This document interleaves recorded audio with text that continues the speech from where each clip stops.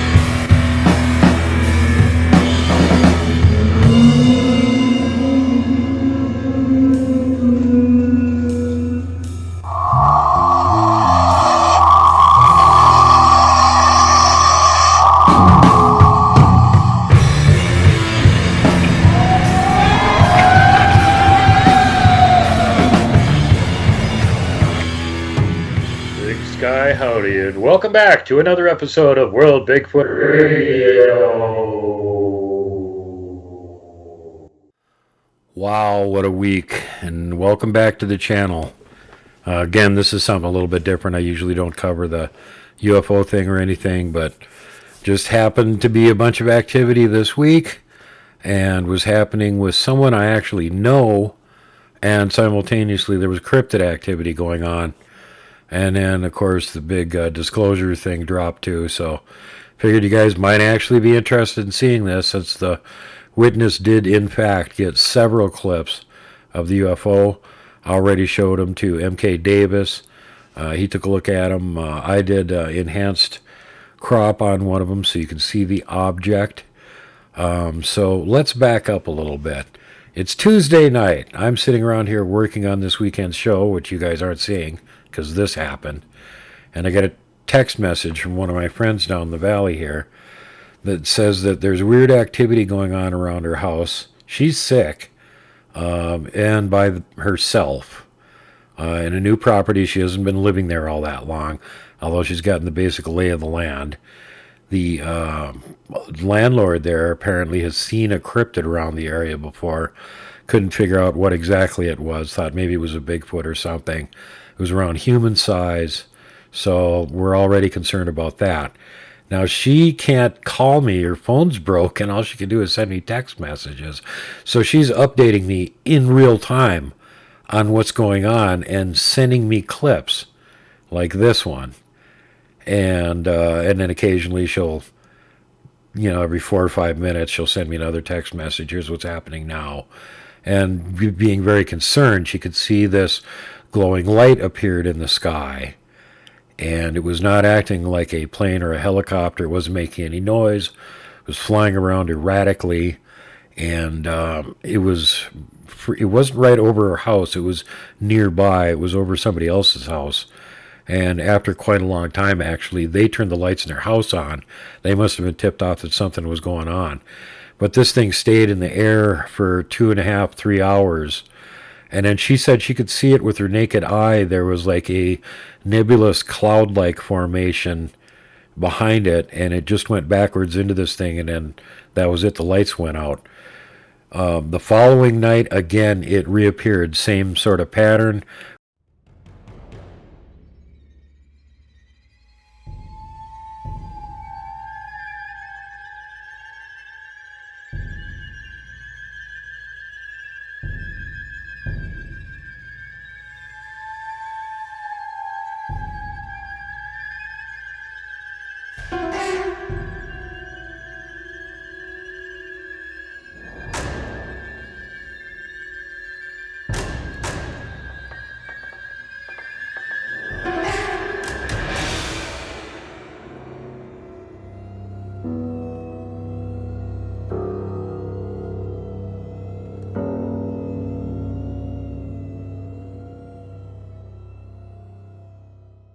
Was there for 2.5, 3 hours, did some hovering around, and then disappeared. She got the impression that this thing was actually watching her and maybe, other things nearby. And on Tuesday night, the first night this was going on, there was also other activity going on. She kept hearing sounds like a baby crying from outdoors, trying to get her outside. And of course, this alarmed me greatly because that's one of the trademarks of several cryptids that we use that mimicry ability to draw you out and then dispatch you. And this is, mimicry is something Bigfoot can do, but no reason to believe that there's a nasty Bigfoot living in this area. And let's take a look at the area. I can't really show you exactly where this happened. I don't have permission, but I can give you the general area, so we'll just scan around that a little bit and look at it. Meanwhile, here's another clip.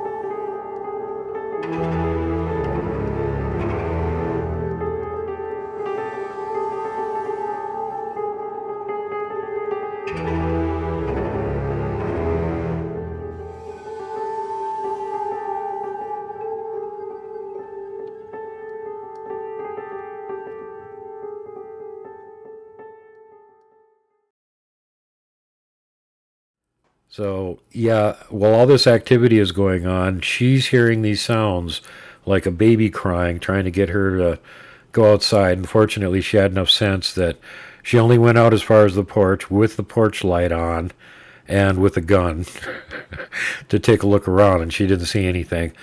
But she said that night something was coming around by the windows, screwing around to the house and whatnot. She could hear it. So of course, immediately at that point, I get concerned. I'm like, okay, there's not only a UFO activity going on there, but simultaneously there's a cryptid trying to get her outside for some reason. And again, I'm running mentally through my mind, what could it be? Well, guggies are lousy mimics, so probably not one of them. Of course, then you've got the crawlers who are good at it, and you've got the Wendigo that are also good at it. But I immediately went, well, it's probably not a Wendigo. It's summer here now. It's nice and warm. So could be a crawler. I'll have to find out. So at that point, I told her just, stay inside, be safe, keep me updated, and started trying to get a hold of my contacts, which I was not able to reach until, unfortunately, the following day. And I finally got a hold of them, and they gave me some information on what was going on. And as it turned out, this was actually a some sort of an alien craft, whether it was actually being remotely piloted or there was somebody in it. You can tell by looking at the close-up on the picture. Let's check that out.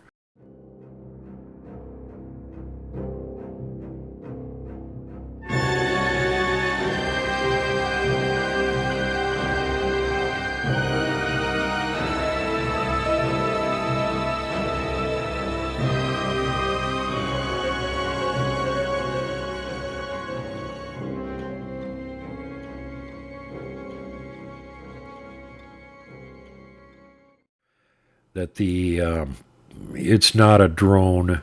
A drone doesn't have enough of a charge to fly for 2.5, 3 hours. And it's not a helicopter. It's not a plane. The witness said that it did not fly in over the mountain range. It just appeared in the sky below the mountain range in the valley over the buildings and stuff. and then just again disappeared after the fact.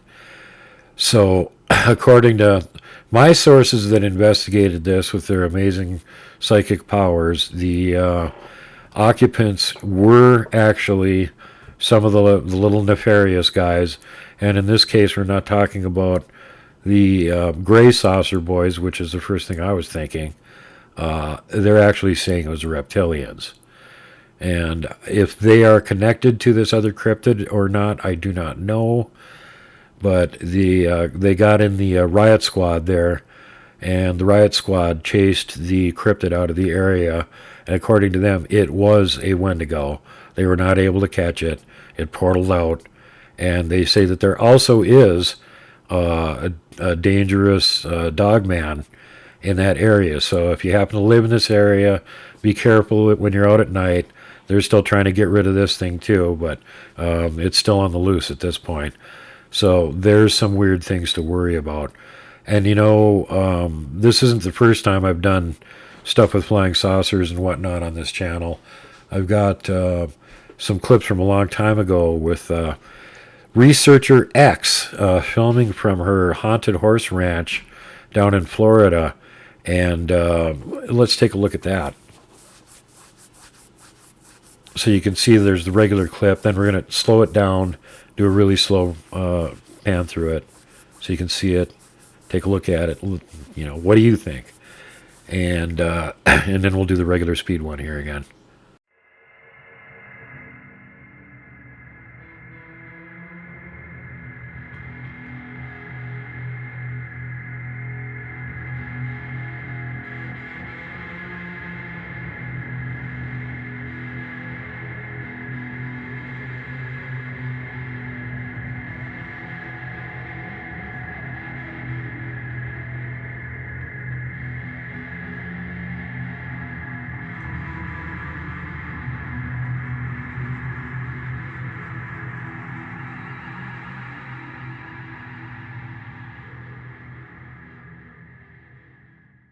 And then another one that was on the show previously, which is one of my favorites, is when I had Robin Haynes on, and she was showing a video that her son-in-law filmed from the back porch of her house over in the Carolinas, which is really spectacular. Actually, MUFON investigated it and said, yeah, that's not any known aircraft or anything. There's nothing up there in that area that time of night.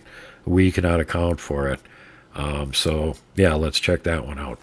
We went out there and we watched it for about 20 minutes. He had already got the film done by then. And it was a saucer shaped with multicolored lights all around it. But then there was a second one.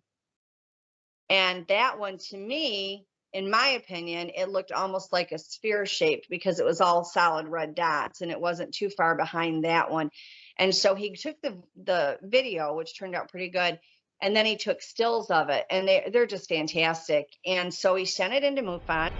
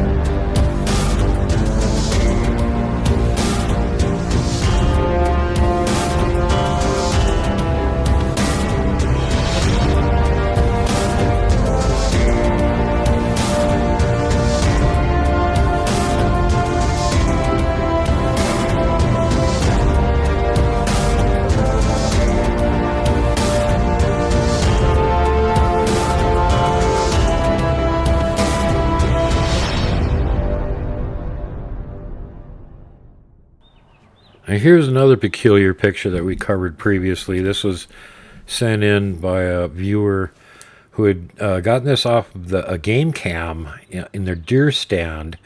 They had private property. Nobody else was allowed onto their acreage, just them. They had 2 deer stands there with game cams on them that they would go out about 2, 3 times a year, pull the cards out of them, check them out, see what was on there, what they could look forward to for hunting opportunities that year. And they never got anything like this before, and they've never gotten anything since. But here's this weird thing sitting there on the ground and glowing and whatnot. You can go back if you can find the old episode. Me and MK Davis covered this previously, and we couldn't make heads nor tails of it either. You can see we got a black and white version of it. We also cropped it, did some color enhancement, brightened it. Still can't figure out what the heck this is. So, did these guys have some kind of an alien visiting their woods or something? I mean, what do you guys think? Leave a comment below. And next up, we've got some videos that Christy Sci-Fi took down in Metairie, Louisiana, last year, 2025. 5 clips, and there's fairly regular strange aerial phenomena activity down there, and Christy does pay attention. So when she thinks she can get it with her cell phone, she goes ahead and grabs it. Thanks for sending this over to us to include in the video. Appreciate it a lot, Christy. Oh, I got it on video. Huh? I got it on video.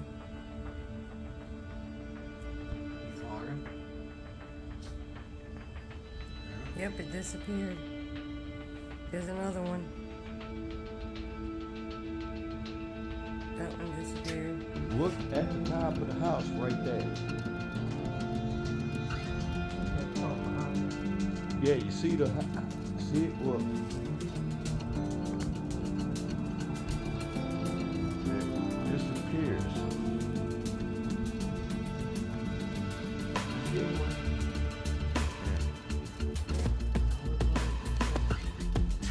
Three lights in the sky.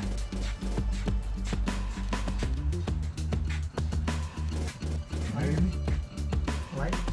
Yeah.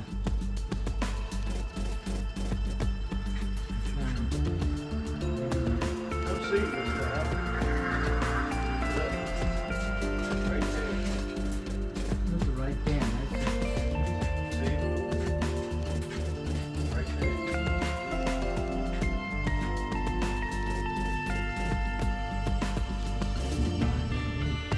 Mm-hmm.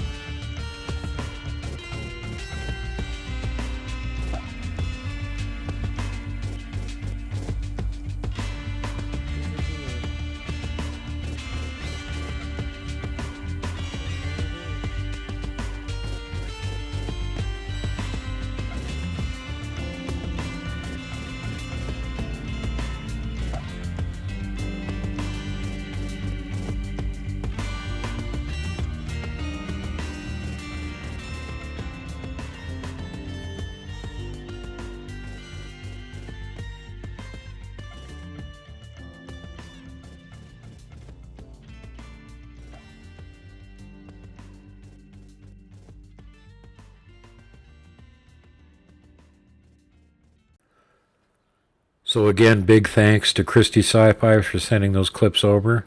We got one more here to show that MK was involved with filming, and we have some more stuff coming up after that.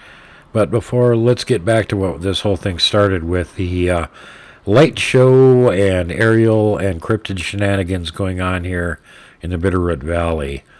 As I already mentioned, at this point, we haven't been able to do any on-the-ground investigation into this. The witness has been kind enough to send video clips over and keep me posted and try and work with us to help stop any more of this stuff from going on. But since this is somebody that I actually know, I'm pretty confident here that in the near future we're going to be able to get to go over there, boots on the ground, see what we can find with all of our nifty gadgets and know-how, and that includes the alternate planes team that do have all the gadgetry and whatnot for these sort of investigations. And I know how to deal with the cryptid side of it. Possibly even getting an interview with a witness, so you can look forward to that coming up here in the near future.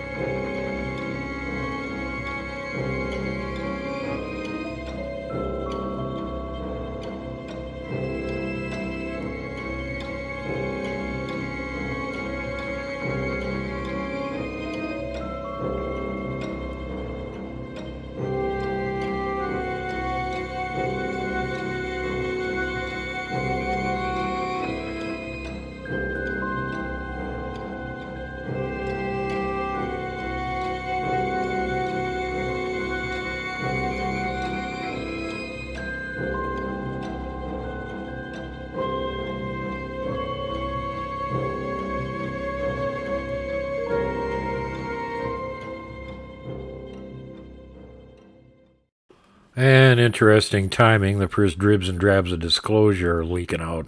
They're showing some basic videos, some of which have already been leaked to the public, other ones which are new. Nothing really spectacular that I've seen yet.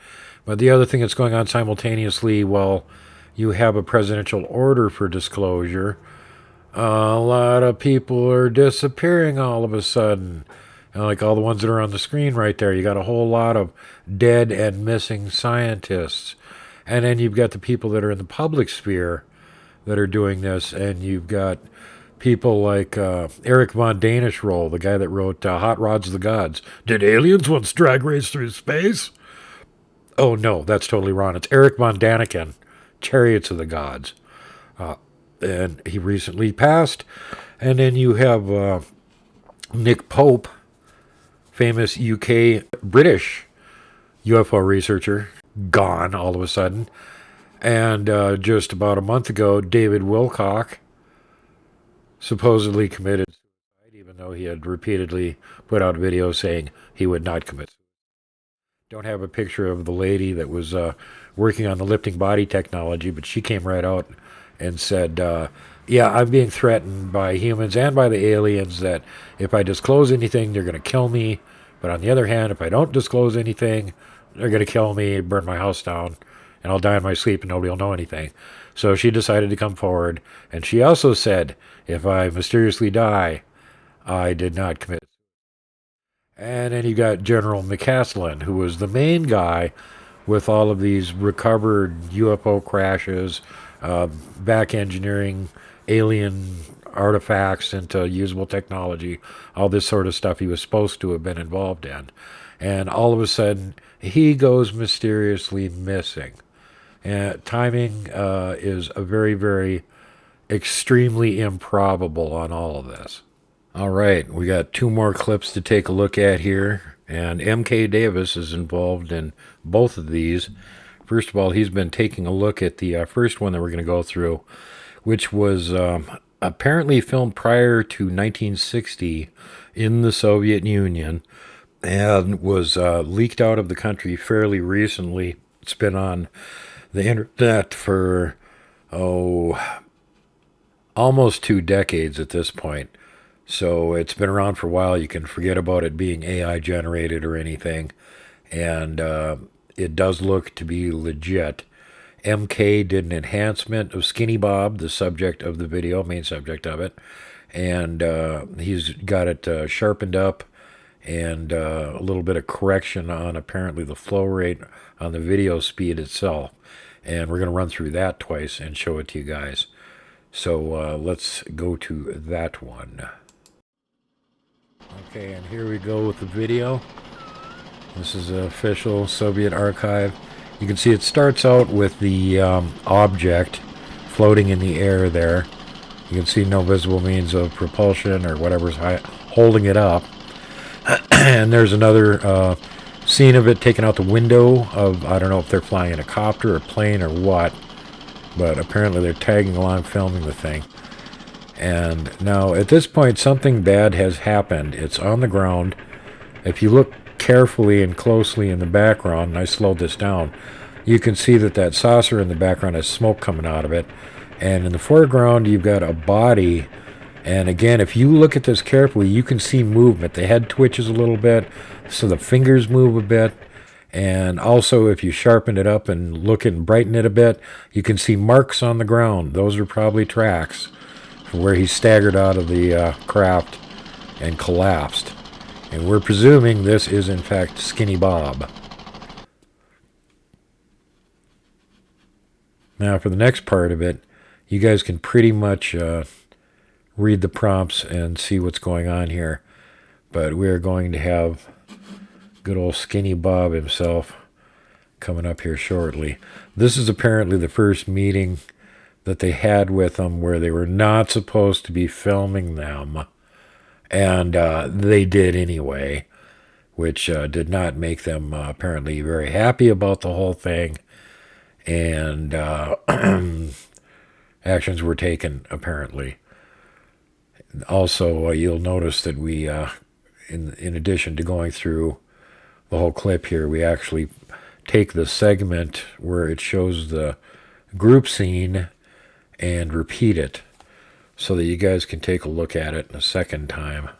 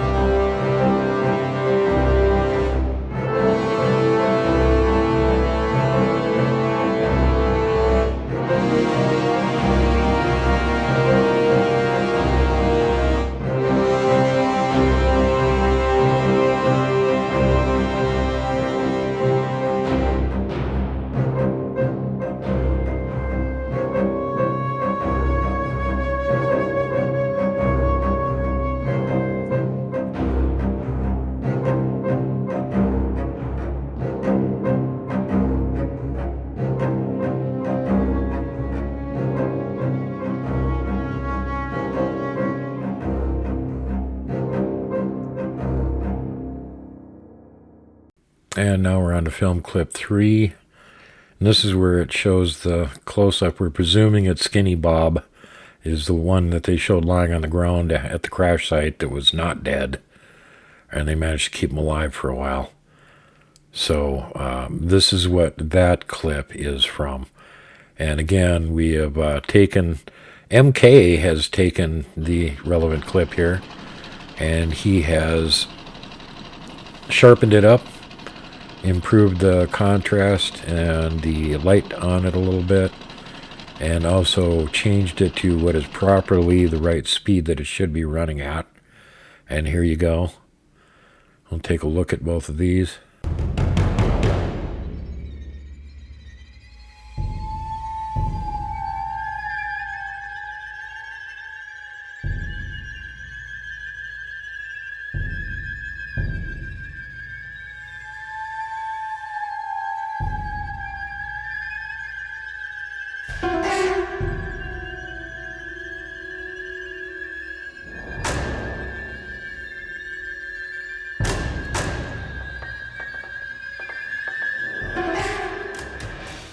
Let's take a look at that one more time.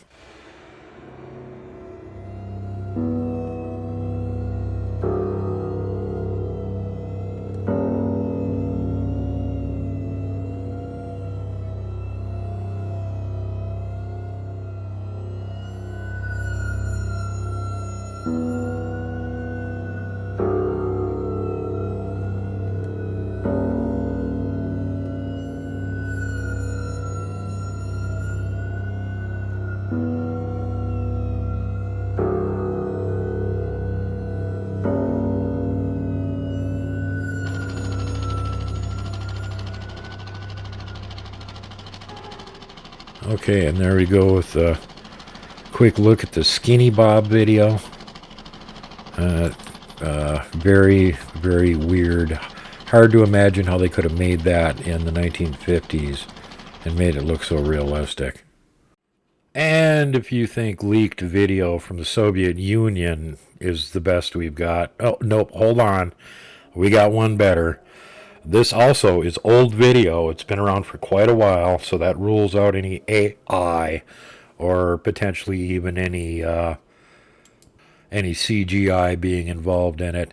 MK Davis has taken the first clip of this four-part clip series and has improved the quality of the video greatly, so you can see the subject a lot better as he's talking.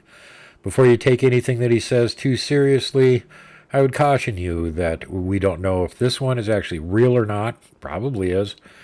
But even if it is, remember that if this is real, it also means that probably the Greada Treaty that Ike signed is real. And that was for them to have access to us in return for technology that they were supposed to be giving us. And if you accept that that actually happened, you should also keep in mind that at the same time, according to that same story, we were contacted by another race of aliens that said the Greys are gigantic liars. Don't believe anything they tell you, and you can't make a deal with them because they'll break it every single time. Not to be trusted.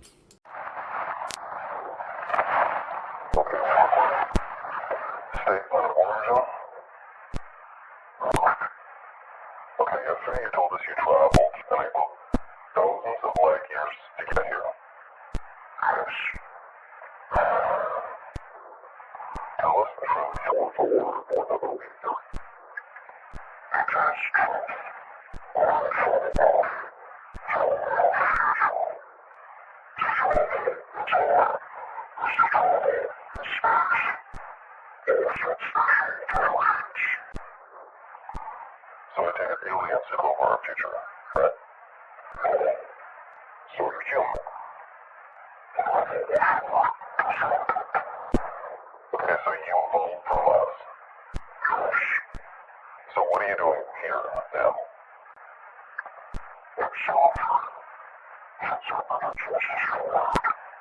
How?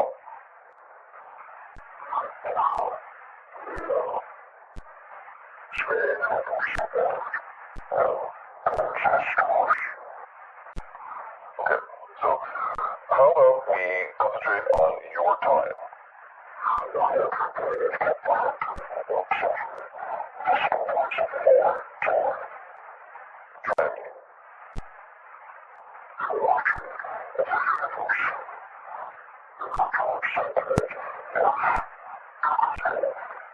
Wait, so you know the meaning of life? What's the difference?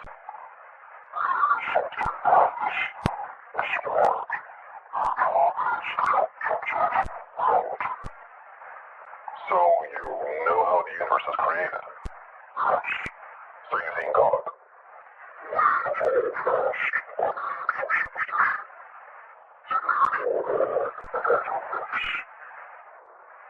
Okay, illuminate us. What happens when we die?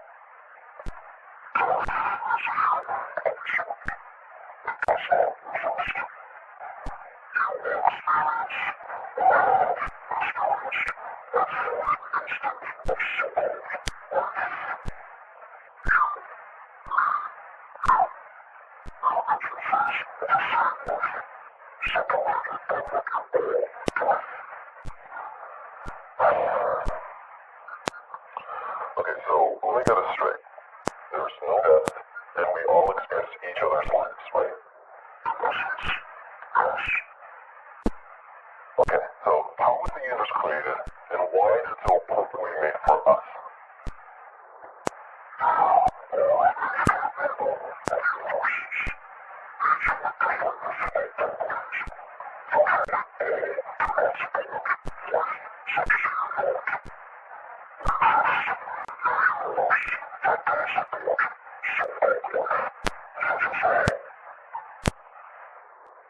Moving on. Okay, so why do we destroy ourselves with nuclear war?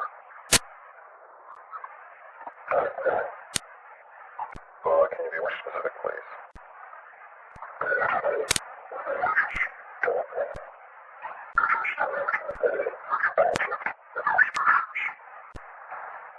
One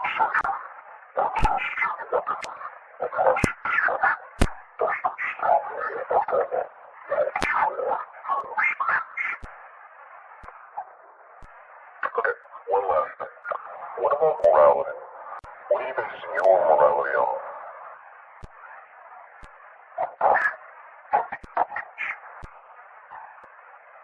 I see.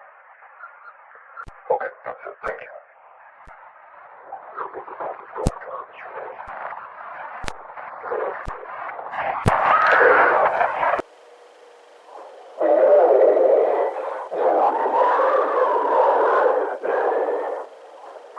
Now, finally, what's the second way?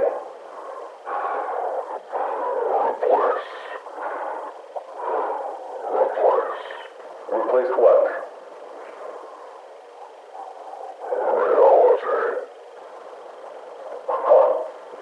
Okay, with what?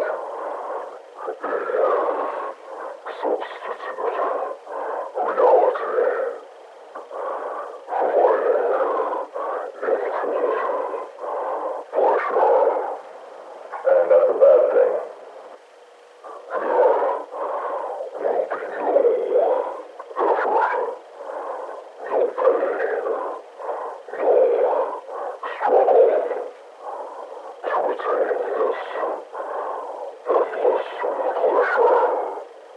Okay, so?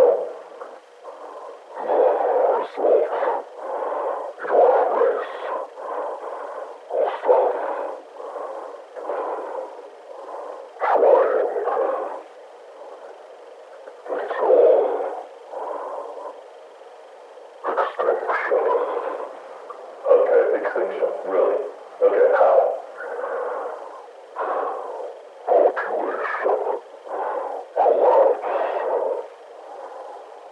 Alright, so, let's just wrap this shit up. Let's see, last question. Can we stop this superintelligence?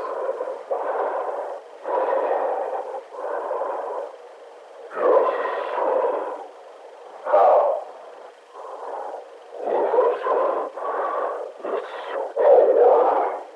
Again, how?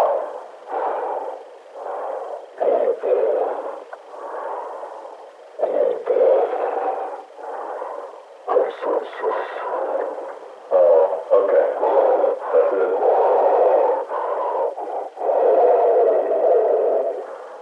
Fine.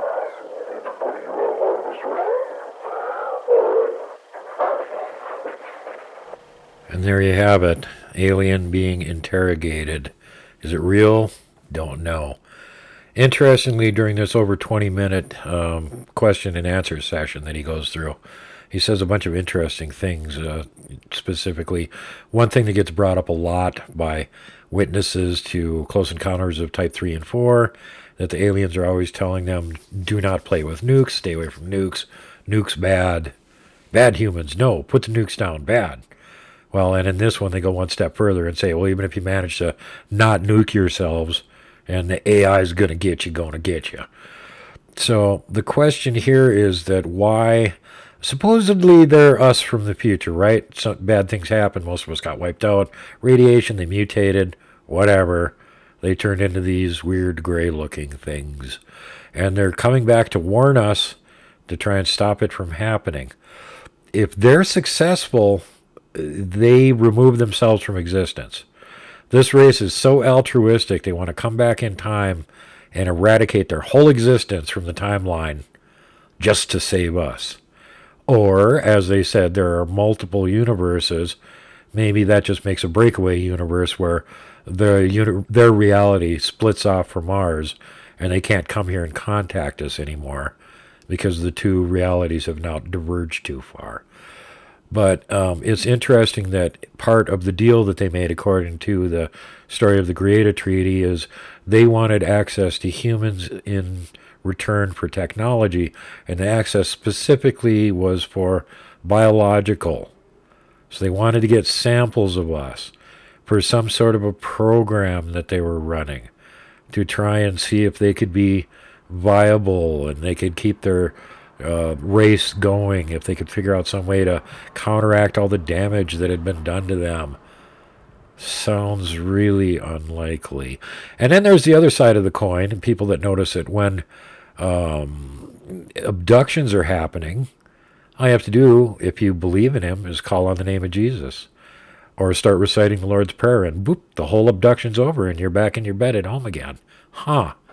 If these were really aliens and stuff, how exactly does that work? I'm calling bullshit on these guys. So make sure that you're kind to everyone. Safety first, last, and always. Pay it forward. Don't be mean to people if you don't have to be. Don't flip off the mountain giant. Don't poke Dogman with a stick. Don't punt the puck, would you? And for God's sake, whatever you do, do not hug the Wookiee.